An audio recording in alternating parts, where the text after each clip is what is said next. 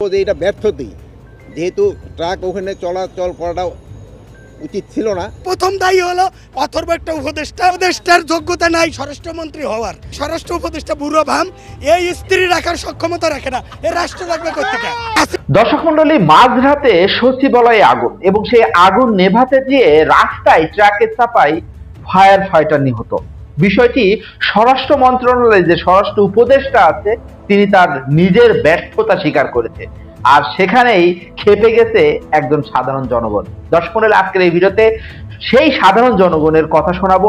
শুনলে আপনার অনেক ভালো লাগবে, কারণ তিনি সাম্প্রতিককালে যে সমস্ত ঘটনা ঘটেছে সেই ঘটনাগুলো বর্তমান সরকার যে নিয়ন্ত্রণ করতে পারেনি সেই ব্যর্থতা সুন্দরভাবে তুলে ধরছেন। কথা শুনলে আপনার অবশ্যই ভালো লাগবে, তো অবশ্যই শেষ পর্যন্ত দেখবেন। আসসালামু আলাইকুম দর্শক মন্ডলী, মুনতাজ স্টুডিওর নতুন একটি ভিডিওতে আপনাদেরকে স্বাগত জানাচ্ছি। আমি মুন্না। আপনি আমার চ্যানেলে নতুন হলে অবশ্যই সাবস্ক্রাইব করে পাশে থাকা নোটিফিকেশন অন করে দিবেন, আর যদি ইতিমধ্যে সাবস্ক্রাইব করে থাকেন তাহলে আপনাকে অসংখ্য অসংখ্য ধন্যবাদ। দর্শক মন্ডলী, সচিবালয়ের মতো এত নিরাপত্তা বেষ্টিত একটা জায়গায় হঠাৎ করে আগুন এবং সেই আগুন নেভাতে গিয়ে একজন ফায়ার ফাইটার রাস্তায় নিহত।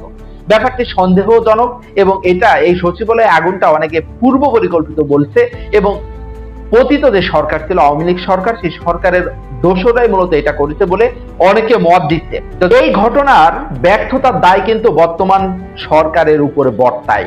তো দর্শক মন্ডলী, আমি দেরি করছি না, চলুন একজন সাধারণ জনগণ এই বিষয়টি সূক্ষ্মভাবে বিশ্লেষণ করেছে এবং বর্তমান সরকার কিভাবে দায়ী এবং এর পিছনে আসলে কেন দায়ী সেটা আপনাদের সেই ভাইয়ের মুখ থেকে শোনাবো। তো চলুন শুনে আসি, মনোযোগ দিয়ে শুনবেন। একজন খুনি হাসিনা রাত তিনটার পরে উনি তাহাজ্জুদের জন্য জাগেন।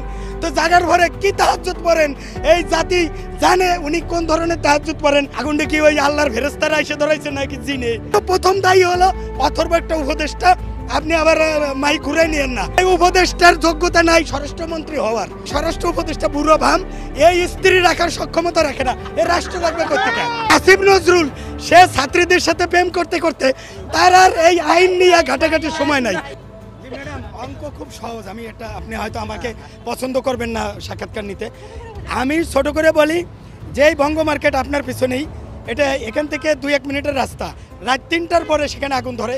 আমি মোহাম্মদপুরে থাকি, কৃষি মার্কেটে কোটি কোটি টাকার সম্পদ। রাত 3টার পরে তাবলিগের ইন্ডিয়ান পন্থী বাংলাদেশ পন্থীরে রাত 3টার পরে মাইরা 4টা নিহত করে, 200 আহত করে, এবং রাত 3টার পরে যুবলীগের বলা যুবলীগ রাজহাঁস জবাই করিয়া আরেক মহিলাকে রাত 3টার পরে রানতে বলে, না রানলে সকালবেলা তারে আইনা পুরাই দেয় সেই মহিলাকে। এবং রাত 3টার পরে কিন্তু 7 জন খুন হয় জাহাজে, সবই রাত 3 পরে। একজন খুনি হাসিনা রাত 3টার পরে উনি তাহাজ্জুদের জন্য জাগেন। তো জাগার পরে কি তাহাজ্জুদ পড়েন এই জাতি জানে উনি কোন ধরনের তাহাজ্জুদ পড়েন। ওনার তাহাজ্জুদ হলে সচিবালয়ে আগুন দেওয়া।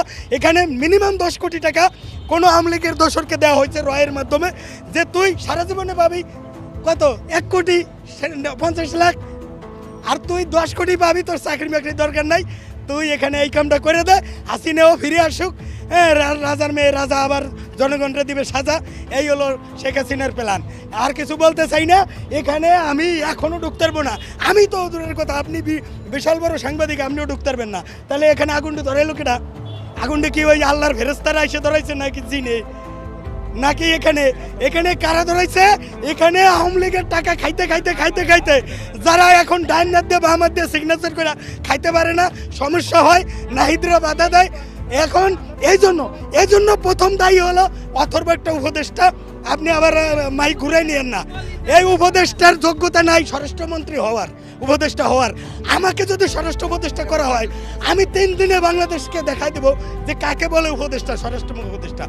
আমি বলি এই স্বরাষ্ট্র উপদেষ্টা বুড়ো ভাম, এই স্ত্রী রাখার সক্ষমতা রাখে না, এ রাষ্ট্র রাখবে কোথেকে? এই উপদেষ্টা ডক্টর ইউনূস ঠিক আছে, এই উপদেষ্টা। আর আসিফ নজরুল সে ছাত্রীদের সাথে প্রেম করতে করতে তার আর এই আইন নিয়ে ঘাটাঘাটির সময় নাই।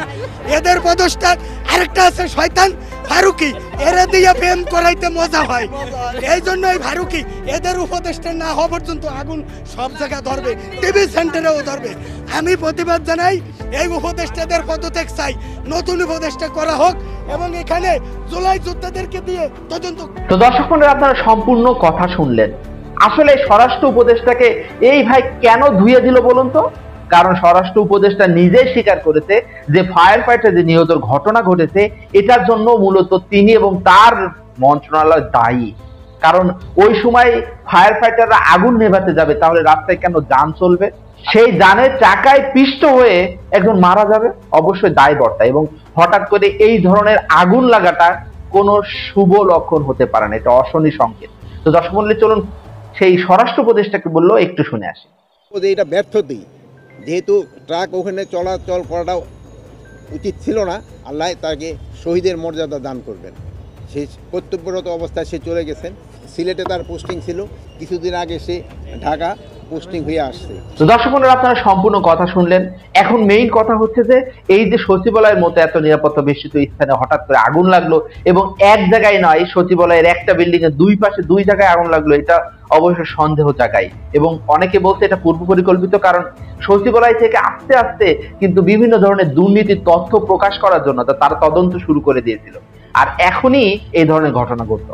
তো যাই হোক, এ ব্যাপারে আরো অনেক তথ্য পাওয়া যাবে ভবিষ্যতে, এবং এই ব্যাপারে অনেক ধরনের তদন্ত বেরিয়ে আসবে যে আসলে দোষী কারা, কেন এই আগুন লাগলো, কেন বা কারা এই আগুন লাগালো। তো পরবর্তীতে আপডেট পেলে আপনাদের জানানোর চেষ্টা করব। দেখা হবে পরবর্তী কোনো ভিডিওতে। ততক্ষণ সবাই ভালো থাকবেন, সুস্থ থাকবেন এই কামনায়। আল্লাহ হাফেজ।